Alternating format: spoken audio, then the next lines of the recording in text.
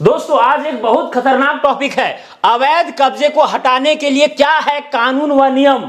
कई लोग कमेंट करके ये पूछ रहे थे कि सर हमारे जमीन पर, घर पर किसी ने कब्जा कर रखा है, उस कब्जेधारी को जो है कैसे हम बेदखल करें, कैसे हटाएं, क्योंकि उन्होंने जो है अवैध रूप से जो है कब्जा कर रखा है। ओके, तो दोस्तों अगर आप इस वीडियो को अंत तक देखेंगे तो सारी बातें जो है आपको समझ में आएंगी कि कैसे जो है अवैध कब्जेधारी को हटाना है, बेदखल करना है। सारी चीजें यहां पर बताने वाले। सबसे पहले आपको बताएंगे कि अवैध कब्जा क्या होता है, इल्लीगल पोजीशन क्या होता है, साथ में भाई अवैध कब्जे पर लगने वाले जो कानूनी धाराएं हैं, जो नियम है, उसके विषय में बताएंगे, और लास्ट में बताएंगे कि भाई जो आपका निजी जमीन है उस पर अगर अवैध कब्जा हो जाता है, इल्लीगल पोजीशन हो जाता है, तो भाई कानूनी प्रक्रिया के तहत उसे कैसे हम जो है उस जगह से हटाएंगे। सारी चीजें यहां पर बताने वाले हैं। अगर ये वीडियो दोस्तों आप देखते हैं तो आपको अन्य वीडियो देखने की जरूरत नहीं पड़ेगी और अंत तक आपको देखना पड़ेगा, तब की मैं बात कर रहा हूं। ओके, नहीं तो अगर बीच से छोड़ के चले गए दिक्कत होगी, क्योंकि लास्ट में ही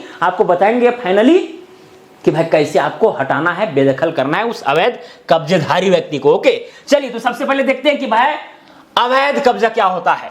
जब कोई व्यक्ति किसी अन्य व्यक्ति की संपत्ति जैसे कि जमीन हो गया, मकान हो गया, दुकान आदि पर बिना किसी कानूनी अधिकार के जो है जबरदस्ती यानी फोर्सफुली रहने लगता है, या उस जगह को जो है अपने काम के लिए इस्तेमाल करने लगता है, तो इसे अवैध कब्जा कहा जाता है, इल्लीगल पोजीशन कहा जाता है। सबसे मेन कंडीशन यहां पर है कि भाई बिना किसी कानूनी अधिकार के उसके पास ना दस्तावेज है, अगर है भी तो हो सकता है कि फर्जी हो। ठीक है, मतलब कानूनी अधिकार उसके पास नहीं है, फिर भी जो है जबरदस्ती जैसे भी हो वो रह रहा है, कब्जा कर लिया है, तो वो क्या कहलाएगा, अवैध कब्जा कहलाएगा। इसमें दोस्तों एक और आता है प्रतिकूल कब्जा, एडवर्स पोजीशन। जैसे कोई व्यक्ति है, आप जान रहे हैं कि भाई वो हमारे जमीन पर जो है रह रहा है और आप किसी को कह नहीं रहे हैं, वो और अगल बगल का हर आदमी जान रहा है, और वो 12 साल तक रह गया, तो भाई वो व्यक्ति जो कब्जेधारी व्यक्ति है वो मालिक भी बन सकता है, मालिकाना हक जता सकता है। ठीक है, और यही सरकारी जमीन पर अगर रहता है 30 साल तक, तो वो भी जो है मालिकाना हक जता सकता है। इस बात को आपको ध्यान में रखना है। वो हो गया प्रतिकूल कब्जा, यानी 12 साल के दरमियान में एक रैयत जो है, एक व्यक्ति जो मूल मालिक था, उन्होंने किसी तरह का कोई एक्शन नहीं लिया। ठीक है, वो एक अलग कंडीशन है। यहां पर भाई अवैध कब्जा मतलब कि भाई वो कब्जा किया है और तुरंत आपको 12 साल के भीतर जो है पता चला है और उस पर आप एक्शन लेने जा रहे हैं। ओके, चलिए दोस्तों, तो यहां पर प्रॉपर्टी पर जो है अवैध कब्जे के मुख्य कारण क्या है, यह भी जानना आपको बहुत जरूरी है। सबसे पहला है कि भाई मालिक की लापरवाही। कई बार क्या होता है कि भाई जो जमीन का मालिक है, जो घर का मालिक है, वो घर छोड़ करके बाहर में जो है कमा रहा है, वहीं पर रह रहा है। भाई घर में कौन रह रहा है, जमीन हमको कौन जोत रहा है, कौन जो है घर वगैरह बना रहा है, किसी तरह से कोई मतलब नहीं। या फिर और कहीं पर जमीन था, उसका भी कोई हिसाब किताब नहीं है। भाई जो जमीन के पेपर हैं उसके आधार पर आप जांच पड़ताल भी नहीं कर पा रहे हैं कि भाई इस मौजा में, इस गांव में हमारे पास कहाँ कहाँ जमीन है, कहाँ कहाँ संपत्ति है। कुछ अगर ऐसा नहीं कर रहे हैं, लापरवाही अगर कोई कर रहा है, तो वैसे कंडीशन में जो है अवैध कब्जे होने की चांसेस बहुत ज्यादा होती है। ओके, चलिए फिर है क्या, किराएदार द्वारा कब्जा। कई बार ऐसा होता है कि भाई किराएदार जो होता है बहुत दिनों से रह रहा है, ओके, और कुछ दिनों से जो है वो समझिए कि आपको किराया नहीं दिया है और वो जो है सो घर खाली भी नहीं कर रहा है, तो वो भी जो है अवैध कब्जा कहलाएगा, इल्लीगल पोजीशन कहलाएगा, और उसे भी भगाया जा सकता है, हटाया जा सकता है। ओके, तीसरा नंबर में है सरकारी संपत्तियों पर कब्जा। अगर सरकारी संपत्ति पर आप कब्जा कर रहे हैं वो भी एक अवैध कब्जा है। सिंपल सी बात है। फर्जी दस्तावेज तैयार करना। कई लोग ऐसे होते हैं, मान के चलिए कि भाई ए जो है मूल मालिक है इस जमीन का, एक जमीन है, ए जो है मूल मालिक है, इसके पास डॉक्यूमेंट है इसका, ठीक है, इसका पास डॉक्यूमेंट है, लेकिन एक बी जो है दबंग व्यक्ति है, ठीक है, ये भी जो है यहाँ पर अवैध कागज जो है बना लिया है, फर्जी डॉक्यूमेंट बना लिया है और उसके आधार पर इसमें जो है दावा पेश कर दिया है, अवैध कब्जा कर लिया, ये भी होता है।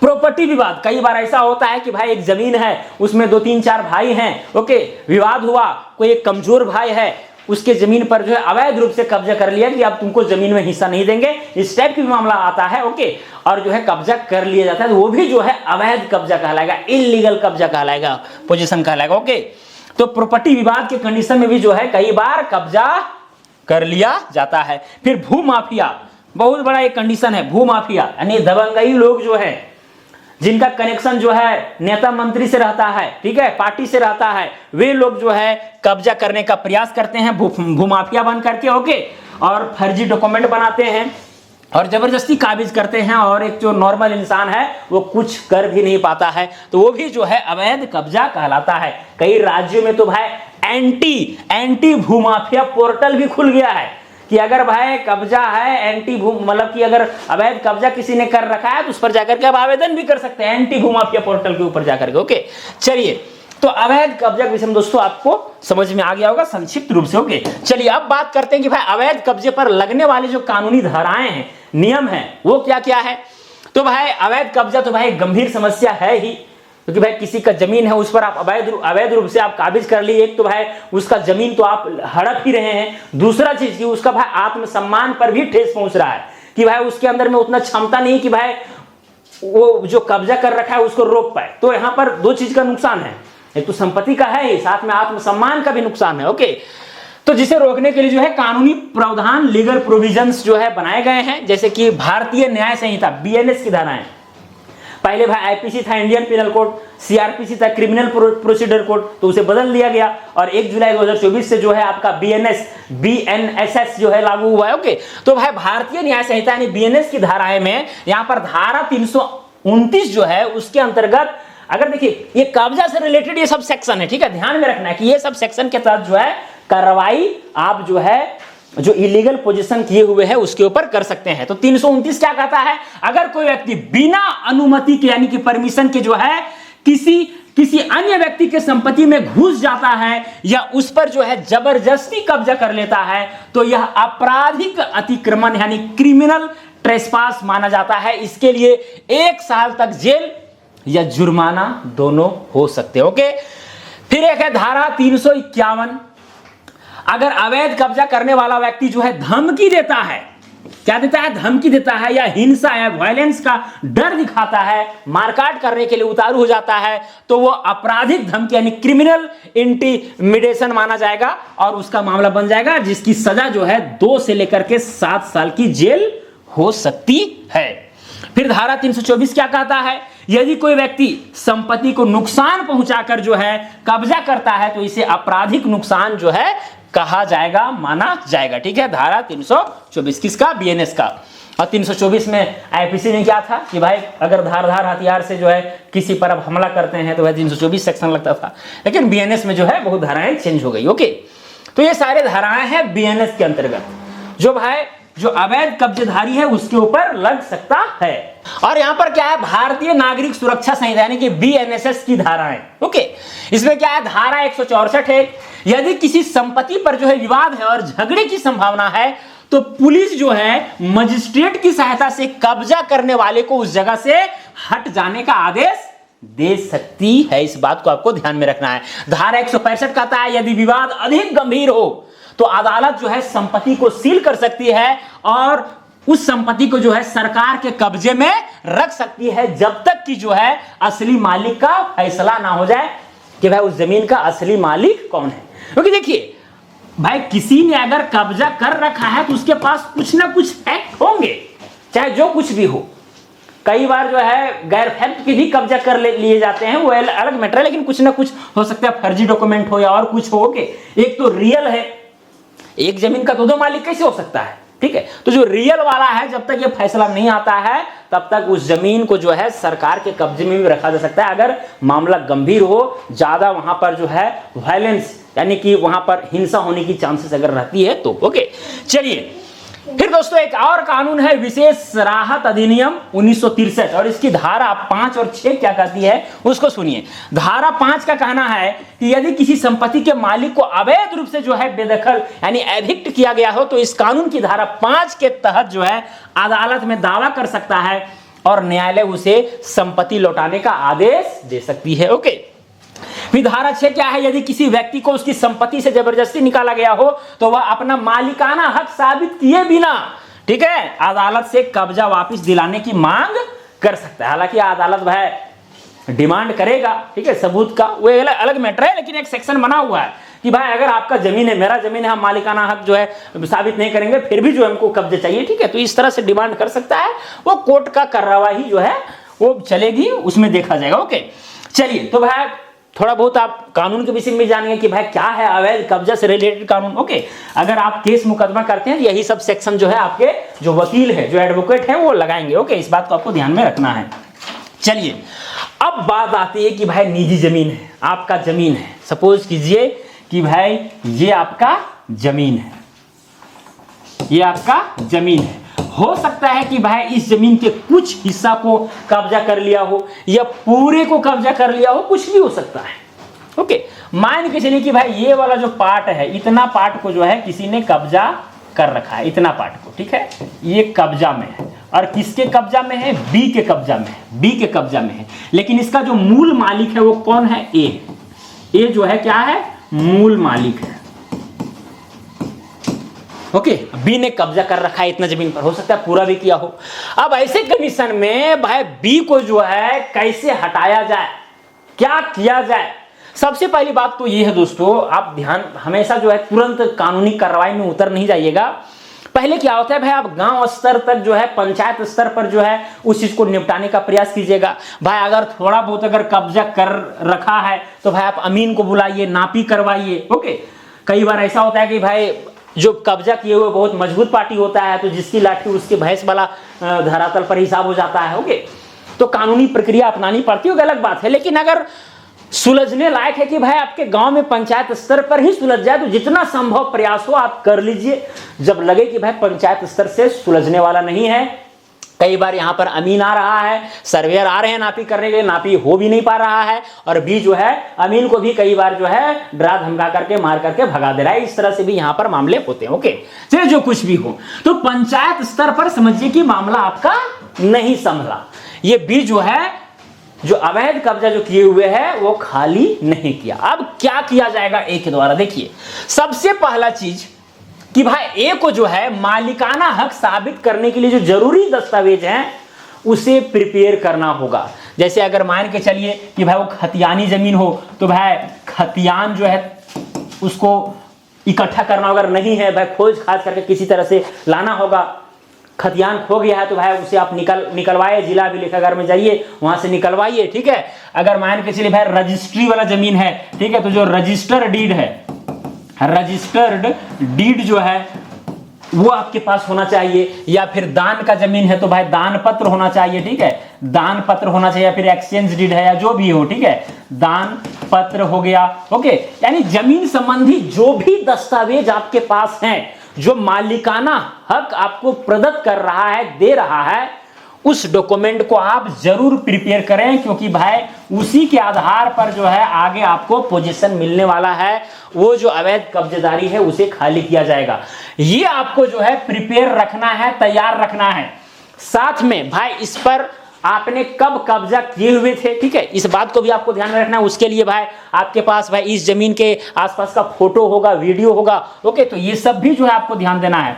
अगर उसका फोटो वीडियो होगा, यानी पहले जो है आप इस पर काबिज थे, ओके, तो फोटो वीडियो अगर होगा तो बहुत बेहतर है। फोटो वीडियो हो गया। साथ में अगर फोटो वीडियो नहीं है तो भाई आसपास के लोग जो है जानते होंगे कि हाँ भाई ये जो जमीन है ये वाला वो ए का है, बी का नहीं है, तो वैसे गवाह को जो है आप तैयार कीजिए। ठीक है, गवाह को तैयार कीजिए। तो ये सारी चीजें जो है आपको तैयार करना है, क्योंकि यही जो है फाइनली आपको काम देने वाला है इस बी को हटाने के लिए। ओके, तो यहां पर क्या, अब जब इतना सारा आप तैयार कर लेंगे, आपको जो है पूरा कॉन्फिडेंस आ गया कि हाँ भाई मेरे पास सारे दस्तावेज एकदम ओके हो गए हैं। ओके, उसके बाद दोस्तों आपको क्या करना है, कानूनी नोटिस भेजना है। और कानूनी नोटिस आप कहां से भेजेंगे भाई, आपको एक वकील करना होगा। ठीक है, अब वकील आपको सुझाव देंगे भाई कैसे कैसे भेजा जाएगा। उस कानूनी नोटिस में जो है भाई जमीन का विवरण होना अति आवश्यक है। जमीन का विवरण, साथ में भाई जमीन का विवरण में भाई आपका भाई किस तरह से उस जमीन पर कब्जा है, ये सारी चीजें आपको बताना होगा। साथ में जो कब्जेधारी है, कब्जेधारी का जो है यहाँ पर पूरा डिटेल होना चाहिए कि भाई किसने जो है इस जमीन को काबिज करके रखे हुए है अवैध रूप से। देखिए, कब्जा करना दो तरह से हो सकता है, एक होता है वैध तरीका से, एक होता है अवैध। तो यहाँ अवैध वाला बात कर रहे हैं। ओके, इस बात को आपको ध्यान में रखना है। तो कब्जेधारी का डिटेल, साथ में समय सीमा भी आपको इसमें देना होगा। जो कानूनी नोटिस, लीगल नोटिस जो वकील के द्वारा भेजा जाएगा, उसमें जो है समय सीमा भी तय किया जाएगा कि भाई इतने दिन के भीतर, 20 दिन के भीतर या 1 महीना के भीतर जो है इस स्थान को खाली कर दें। ओके, तो ये कानूनी नोटिस में ये सारी चीजें लिखी हुई रहेंगी, सारे टर्म्स एंड कंडीशन रहेंगे। ये समय सीमा भी एकदम मस्ट होना जरूरी है। ओके, उसके बाद अगर मान के चलिए कानूनी नोटिस से भी नहीं माना, वो कब्जा जो है खाली नहीं किया, और चांसेस तो बहुत ज्यादा है कि भाई कानूनी नोटिस को कई लोग जो है वैल्यू नहीं देते हैं, ठीक है, जो करना है इसको कर लो, इस टाइप से जो है हम में रहते हैं। तो अगर ये नहीं माना तो भाई आप एफआईआर दर्ज कराएं। कहां पर? पुलिस स्टेशन जाएं, वहां पर आवेदन लिखें कि भाई ये मेरा जमीन है, और जमीन के जो आपके पास दस्तावेज हैं वो सब भी जो है सारा फैक्ट उस आवेदन में पूरा फैक्ट के साथ लिखें कि भाई ये फलाना जमीन मेरा है और ये सारी चीजें मेरे सबूत हैं, ठीक है, सारी चीजें आपको लिखना है, और पुलिस स्टेशन में जो है एफआईआर आपको दर्ज कराना है। और जब एफआईआर दर्ज हो जाएगी तो भाई वहां पर रिसीविंग मिलेगा, जो एफआईआर का कॉपी, हालांकि आजकल ऑनलाइन भी निकल जाता है, तो वो आपको ले लेना है, या फिर अगर आप शिकायत दर्ज करा रहे हैं तो वहां पर आपको रिसीविंग ले लेना है कि हाँ भाई आपने पुलिस को शिकायत इसकी दिया है। ओके, और बहुत तरह से दिया जा सकता है, हो सकता है कि भाई लीगल नोटिस जाने के बाद भी जो है एक को बहुत तंग करे, ठीक है, मतलब डरावे धमकावे, फोन पर गालियां दे या और कुछ भी, मारने, जान से मारने की धमकी दे, तो जो भी जो है जिस तरह से भी जो है बी जो है ए को प्रताड़ित कर रहा है, तो ए जिस तरह से चाहेगा आवेदन में लिख सकता है कि भाई हमें जान का खतरा है, ये सारी चीज भी जो है डाल सकता है आवेदन में। ओके, एफआईआर दर्ज हो गया पुलिस स्टेशन में, ठीक है, और अगर पुलिस अपने स्तर से अगर कार्रवाई पूरा तेज नहीं करती तो भाई आप अदालत में जो है मुकदमा दर्ज कर सकते हैं, अदालत में मुकदमा दर्ज कर सकते हैं, और अदालत में डायरेक्ट जो है आपको सिविल न्यायालय नहीं चले जाना है, ठीक है, सबसे पहले आपको एसडीएम कोर्ट जाना है। कहां पर जाना है? एसडीएम कोर्ट जाना है, ठीक है, और एसडीएम कोर्ट में जो है आपको जो बीएनएसएस का जो सेक्शन 164 है उसके तहत जो है आप आवेदन दे सकते हैं एसडीएम को, ठीक है, कि भाई ये मेरा जमीन है, ये सारे मेरे सबूत है, ओके, और इसने कब्जा कर रखा है सारा, भाई उस कब्जेधारी व्यक्ति का जो है अवैध कब्जेदारी का नाम वगैरह सब कुछ देना है। उसके बाद जो है एसडीएम जो है, ठीक है, एसडीएम कोर्ट के माध्यम से जो है बी को भी बुलाया जाएगा, ए को भी बुलाया जाएगा, और सारे दस्तावेज लिए जाएंगे, और जो भाई यहां पर जिसका कब्जा बनना चाहिए लीगली, जिसका कब्जा बनेगा, ठीक है, उसको कब्जा जो है एसडीएम के माध्यम से दे दिया जाएगा, ठीक है। तो एसडीएम का काम है कब्जा दिलाना कि भाई इस बी पर ये जो जमीन है इस पर ए को काबिज रहना चाहिए या फिर बी को काबिज रहना चाहिए। ओके, ऐसा नहीं कि भाई मालिकाना हक दिलाना, अब कब्जा दिला देना मालिकाना हक नहीं होता है, ठीक है। तो एसडीएम कोर्ट में जो है आप कब्जा खाली करवा सकते हैं, ये मतलब फौरन, ये बहुत जल्दी आपका काम हो जाएगा। बाकी बात आपका सिविल न्यायालय में जो है, जो आपके, अच्छा आपको एक वकील ढूंढना होगा, ठीक है, सिविल न्यायालय में जो आपने पिटीशन दायर किया है उसके तहत जो है कार्यवाही होगी, ठीक है, मतलब डेट पर डेट, तारीख पर तारीख मिलेगा। ओके, समय लगेगा अच्छा खासा, मतलब 2-3 साल तो भाई लगना ही है कम से कम, बाकी बात तो 5-7 साल भी लग जाते हैं। तो अदालत में मुकदमा जो है चलेगा, सारे जो है दोनों पक्षों के तरफ से जो है सारे प्रूफ्स मांगे जाएंगे, अगर इसके पास भाई अवैध डॉक्यूमेंट है वो तो पकड़ा ही जाना है, सच होता है, सिंपल सी बात है। तो इस तरह से दोस्तों फाइनली जो है आपका यहीं से कोर्ट के माध्यम से ही जो है आपका फाइनल डिसीजन होगा, इसको जो है यहां से कब्जा पूरा खाली कराया जाएगा, साथ में जो है यहां पर इसका मालिकाना हक भी दिया जाएगा। ओके, तो ये कोर्ट के द्वारा, क्योंकि भाई सबसे ऊपर तो भाई न्यायालय ही है, न्यायालय के अंदर ही जो है हम सब हैं, चाहे सरकार हो चाहे हम हैं, सब है उसके अंदर है। अगर किसी तरह का भाई नोक झोंक होती है तो हम न्यायालय में ही जाते हैं, ठीक है, कानून का ही सहारा लेते हैं। तो यही चीज यहां पर होने वाला है। अगर निचले स्तर पर अगर काम नहीं होता है, कई बार भाई पुलिस के पास एफआईआर दर्ज कराने के लिए जाते हैं, भाई पुलिस भी कई बार जो है डरा धमका करके बीच को जो है कब्जा खाली करा लेता है, तो मामला सॉर्ट आउट हो जाता है। लेकिन अगर पुलिस भी नहीं कर पा रही तो भाई आपको कोर्ट का तो सहारा लेना ही है, कोर्ट ही सर्वोपरि है, उसी के माध्यम से आप, कोई कुछ नहीं कर रहा है तो आप कहां जाएंगे, ठीक है। और मतलब जो भाई जिसके जमीन पर कब्जा हुआ है, जो मूल मालिक हैं, एक्चुअली अधिकतर कंडीशन में वो कमजोर होते हैं, और जो कब्जेधारी है वो अधिकतर मामलों में दबंगाई होते हैं, ठीक है, कानून से उनका हाथ जुड़ा हुआ है, नेता मंत्री से, ठीक है, मतलब क्या बोलते हैं उसको, समर्थक होते हैं नेता मंत्री का, ओके, कार्यकर्ता होते हैं, तो ऐसे कंडीशन में थोड़ा सा दिक्कतें होती है निचले स्तर पर। तो लास्ट में खैर आपको अदालत जाना ही होगा और वहां सारे सबूत आपको देने होंगे। ये सारा आपका जो वकील है, जो आप अच्छे वकील करेंगे, वो सारा प्रक्रिया बताएंगे और उसके तहत आपको काम करते हुए चलना है, ठीक है। और केस में एक्टिव रहना है। निश्चित रूप से अगर आप मूल मालिक है तो भाई जीत तो होना ही है, समय लगेगा लेकिन जीत तो तय है।